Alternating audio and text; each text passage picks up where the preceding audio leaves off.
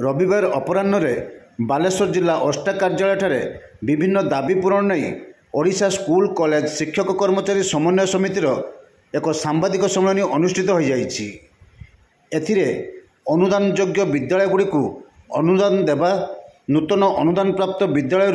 अवसर नहीं और कार्यरत शिक्षक अध्यापक और शिक्षा कर्मचारी निमंते 1981 पेंशन नियम लागू करने अवसरकालीन अन्यान्य सुविधा सुजोग प्रदान करने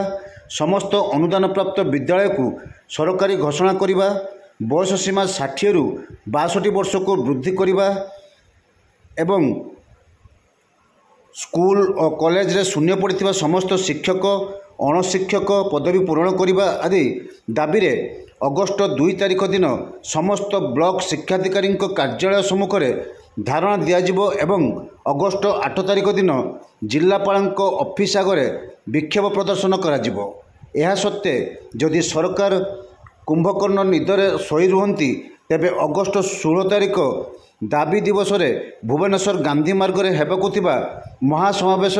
जिलूर 5000 शिक्षक अध्यापक और शिक्षा कर्मचारी जोगदेवे बोली बालेश्वर ओष्टार सभापति मनोरंजन दास यही सांबादिक सम्मेलन में सूचना देइछंती। एतिरे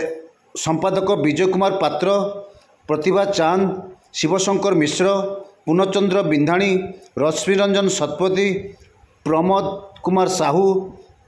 जगबंधु पंडा, बादल पात्र, निरंजन दास, अंजन कुमार चांद, दुर्गाशंकर पंडा, नवकिशोर बारिक, अतनु प्रधान, मानस स्वाई और समस्त मंडल संपादकों समेत ओष्टा राज्य सभापति अक्षय कुमार मिश्र, बालेश्वर जिला ओष्टा प्रभारी प्रणव कुमार जेना, ऑल ओष्टा बालेश्वर जिला सभापति सुशांत कुमार दास, संपादक रविनारायण पंडा प्रमुख उपस्थित थिले।